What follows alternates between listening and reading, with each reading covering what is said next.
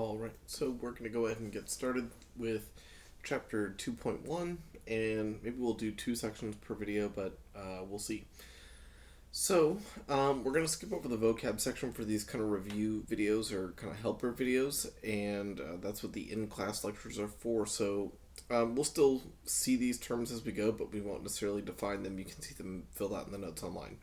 So let's just get started with solving equations. So the idea is we've got a 1 and 2 term expression on the left. One of those terms has the variable we want, so we need to isolate it. And then there's 79 on the other side. Well, the way we would solve that is we would add or do the inverse operation of the term that's not associated with our x. Again, we have 9x and it has a 2 being subtracted from it. Well, we want to isolate the x, so we need to add the 2 to both sides so that it leaves the left-hand side, cancels out, and I now have 81.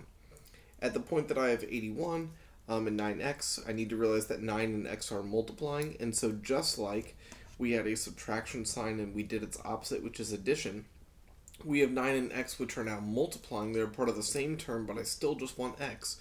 So I need to do its inverse operation, which would be division, and that would give us x equals 9. All right, the next one should follow pretty simply. We're just going to subtract 5. Again, that's the value that does not have the variable that I want. So I'm just moving it over to the entire side. And now I get 20. At that point, I still have negative 2 times x. So all I need to do there is divide. And that leaves me with x equals negative 10. Alright, so those are again what we call your two-step equations because they only took, well, 2 steps. An addition or subtraction to the other side and some division to isolate our variable. Now you can have equations that have variables on both sides. In that case, it really doesn't matter which side you decide to move your variable to, but usually out of convention we like to have our variable on the left, and also subtracting this 2p term also will keep my p variable positive that I'm solving for. Now again, the idea is we've got 4 terms here altogether. We've got a 3p and a 7 on the left hand side. So we got a 2-term expression on the left, and on the right hand side we have a 2-term expression with 15 and 2p. Again, notice that you can move entire terms from one side to the other by adding or subtracting, doing its opposite sign. So there was an addition of 2p. I can subtract that 2p from both sides. Notice that I put it under its like term because the 7 is not going to be touched by that move. Only the 3p will have 2p taken away, and of course 3 minus 2 is 1. On the other side we've got 15, and all I need to do there is subtract the 7 from both sides, and I end up getting p equals 8. Alright, again, all we did to get that last part there is we divided by, subtracted the 7. Up next, number 4 should be pretty simple or pretty similar. I'm going to go a wacky way around just to show you that you can do some things in different orders. So even though I would generally subtract 6t because it keeps the variable positive and puts it on the left, I want to show you can still get the same answer by doing to the left-hand side what you do to the right. As long as you follow that basic algebra rule, you really can't go wrong. It's just you want to, again, bring your variable to one side. So here I'm moving over the 8t to the right this time. That's going to leave me with negative 2t because 6 minus 8 is negative 2 and the variable tags along. And then I still have my plus 12. At that point, I need to still isolate my variable term, so I'll subtract the 12 because that doesn't have a variable and it's on the same side, so we should move it over. And so I've got negative 4 on the left and I've got negative 2t on the right. At that point, I just need to divide negative 2 on both sides, and I end up with t equals 2.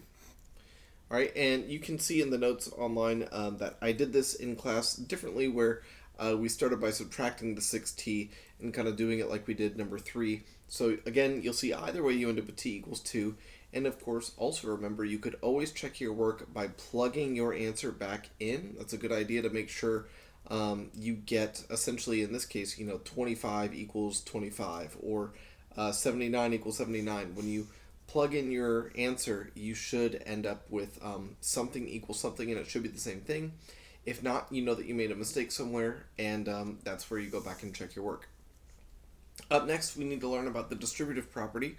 Now, we use the distributive property when there is a constant or something multiplying to a expression wrapped in parentheses. Sometimes you'll hear this said as 7 times the quantity of, and then all this stuff inside. But the idea is when you have a number or a monomial term or a single term multiplying to a bunch of terms in parentheses, you distribute that multiplication. Or in other words, that multiplication of 7 applies to all parts of the expression inside. Well, 7 times 2z is going to be 14z, because 7 times 2 is 14 and the z tags along. Next, we've got 7 times negative 2, which is negative 14. That's going to be equal to 42. Things start going pretty quick now because this looks familiar to what we did up above. We just add 14 to both sides because 14 doesn't have my variable, and it's a part of that two-term expression that does have the variable. Then I've got 14z equals 56. And again, you would divide the 14, which I'll skip writing out, but trust you can, and you end up with z equals 4. All right. Number 6 is still just another distributive property, but I want you to notice something really important here. What is being distributed to what expression? And so what I want you to notice is that n is its own term, and then there's a plus 3 times all this stuff. So in other words, this is term 1, and all of this right now is term 2 if you kind of look at the definition we gave to what a term is. This whole thing right now is one term because it's 3 times some quantity that we don't know yet. So that being said, the only thing that's distributing is the 3 to this inner parentheses, and that's going to leave me with n. Make that look like an n and not an h. N, and then we'll have 9n plus 9 equals 39. We've got a little bit more on the left-hand side now. We have 3 terms on the left after my distribution. And one thing I need to notice is that I have like terms in these 3 terms. There's a 1n and a 9n, and those will make 10n. We still have our plus 9. That equals 39.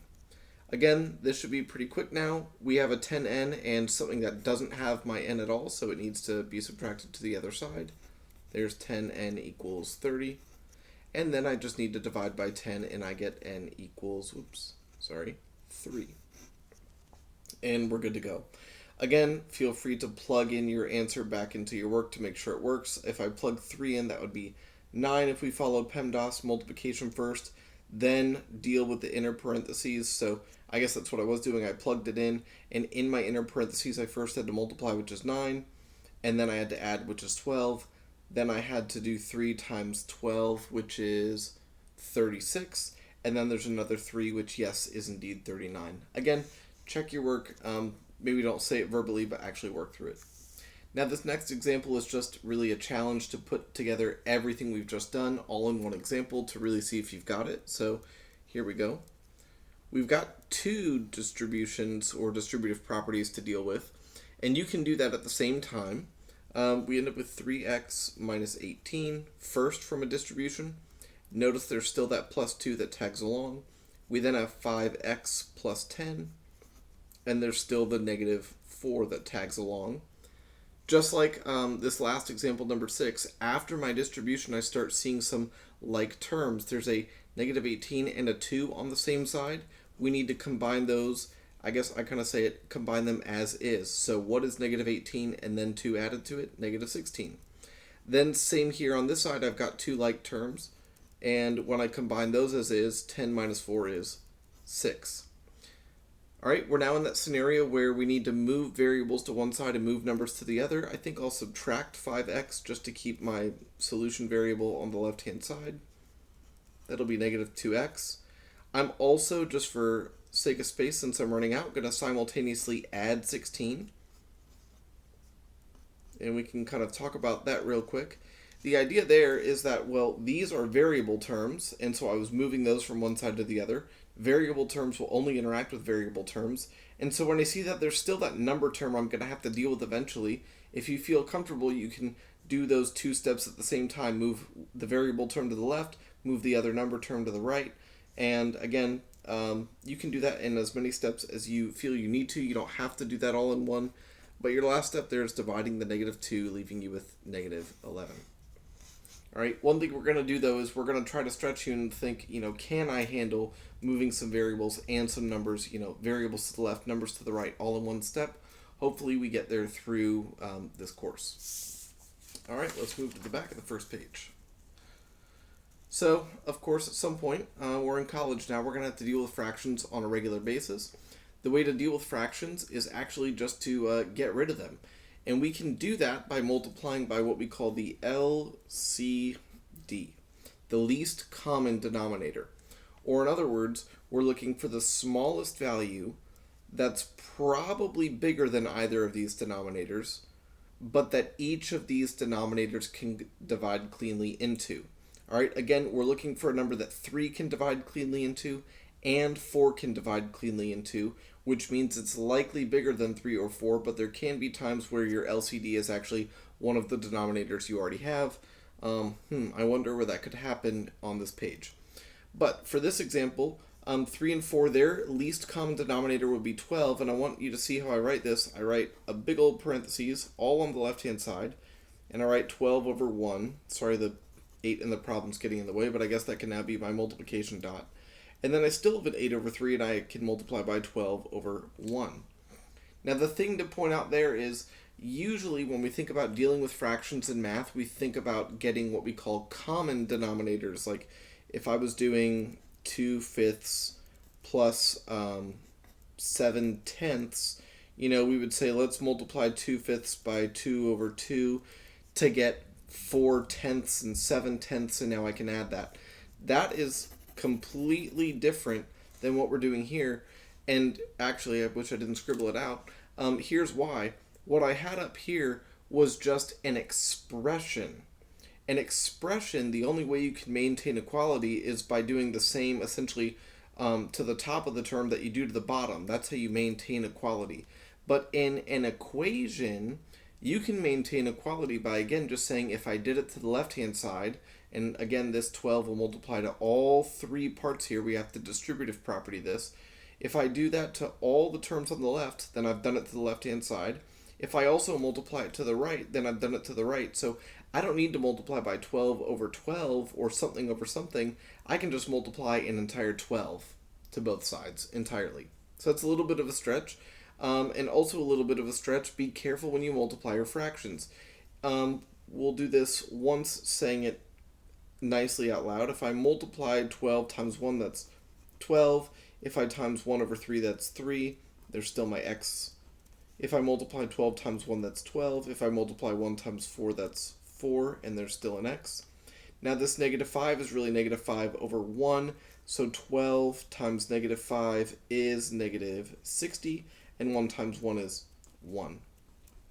On the other side, I'm going to still technically do the same thing, but I want to kind of stretch you and grow our math abilities. If I multiply 12 times 8, it's going to be something over 3. And what I want to show you is the reason we chose 12 is that we know the division is going to work out nicely. That's why we chose it. It was the least common denominator that all these other denominators can divide cleanly into. That was the criteria. Well, we can think ahead and think, well, wait a minute, if 3 and 12 are at some point going to reduce, then this is really just 1 and 4. And if you kind of keep that in your head that we just reduced that, or you can write it out, that we just reduced it on this side to 1 and 4, and we can do that because there's only one term, we can kind of cross that out. Now we can say, oh, well then it's just 4 times the remaining 8 left over, which is 32.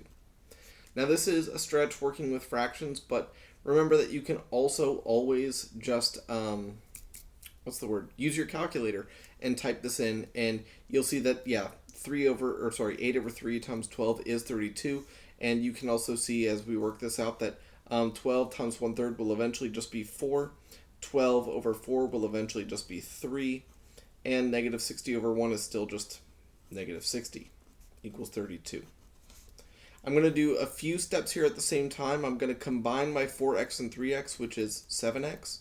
I'm also going to add the 60 to the other side at the same time because, again, I dealt with variable terms, so I can deal with number terms all in the same step as long as they're not doing some operation that interferes with one another. But, these were just combining and this was just subtracting, so I can move that 60 at the same time.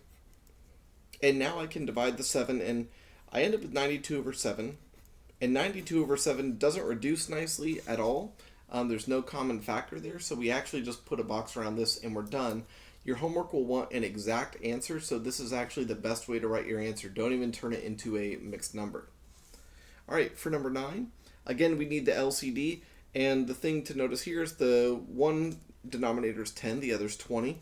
The smallest number I can think of that they both could divide cleanly into is actually 20, which again, like I was kind of hinting at, is one of the numbers already, but that's okay. So this time 20 is the value that both denominators can divide cleanly into.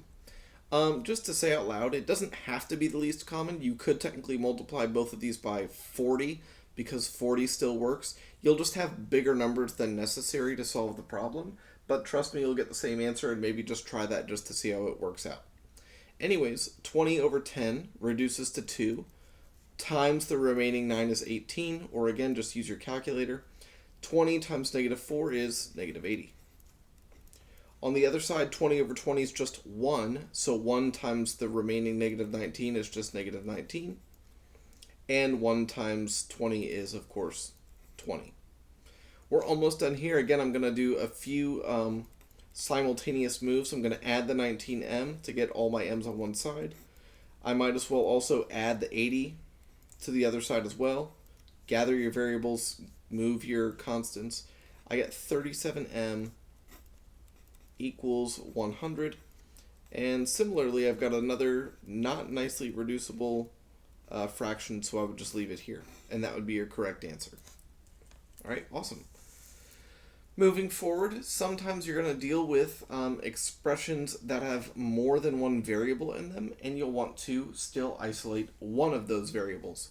That's fine. You're just going to treat the other variables as if they were kind of just constants, but of course they won't combine with each other if they're not common. So to solve for h here, right, I'm just going to say this out loud. It sounds funky, but it's as though this said, 10, well, or I don't know, 15 equals 5h plus 32 or something. Even though there's other variables, the only variable we care about in this scenario is h, because that's what we want to solve for. So we can consider the r and the 5u to just be kind of other numbers, so to speak. They just, again, won't combine. So when I say that, how am I going to get h by itself? Well, I have my 5h, and I've got some other term adding. All right, how do we get rid of some other term adding? We just subtract it to the other side. Now this time, again, r and 5u aren't going to combine. They're just going to stay separate, so I can just write r minus 5u equals 5h. At that point, all I need to do is divide by 5. Now be careful how I write that because there's more than one term. I'm going to write the whole thing over 5. Now there are two ways you could write this as a final answer. You could just write it like this. You isolated h. You don't have to simplify this here because there's a 1r, a 5u, and a 5. They don't all have the same, they don't all have a 5 in common, so we can't reduce the whole thing. The only other thing you could do is you could say, well, what does it mean to be all divided by 5? Well, it means you have an r over 5, and you have a negative 5u over 5. Now, when you split it this way, that can reduce. You still have r over 5, but this other term would just be a single 1u. And so, I guess I'll make it like this, a little bolder. This is your only other acceptable answer, r over 5 minus u. I don't think it's cleaner than, I don't think one's cleaner than the other, so there's not really a need to do that, but there you go. All right, up next, this should be a familiar looking formula. We want to solve for f. Now, there's a few ways you could go about this, but here's the way I think is easiest. If we notice here, f is trapped inside my parentheses, And if we can say it this way, or think a little bit ahead, the only reason there's parentheses here is because something's multiplying and it needs to distribute. So in other words, if this first multiplication wasn't here, I wouldn't actually need these parentheses and I'd be one step closer to freeing f and getting it by itself. So I think that's going to be my first move is I'm going to multiply away or divide away the 5 over 9. And the way we get rid of a multiplying fraction is we multiply the reciprocal to both sides. Reciprocal just means the flipped version of that fraction. So I'm really just writing that and saying that out loud. So again, what I did was I multiplied this whole side by 9 over 5. And because this is all multiplication, the 5/9 times something times 9 over 5, that order of multiplication doesn't matter and those can cancel. Over here on the other side, we have a 9/5 c. Now I'm so close to getting f by itself, I just have to add the 32. And at that point, because I now know that I have f by itself, I can just write my 9/5 c and then add my 32. Again, those shouldn't combine at all because the 9/5 has a c. They're multiplying to each other. They're now one term. And the 32 does not have any c in it, so it just tags along and adds after the fact. Again, if you want, you can technically distribute the 5/9 to both of these terms. It's just going to take you a few more steps to get f by itself. So again, we're trying to stretch and think ahead of, wait a minute, if 5/9 is the reason these parentheses are here trapping my f, let's get rid of that multiplication first by multiplying the reciprocal, and then I just have one addition away from my answer. So I think that's the easier route. All right, that is 2.1. So let's do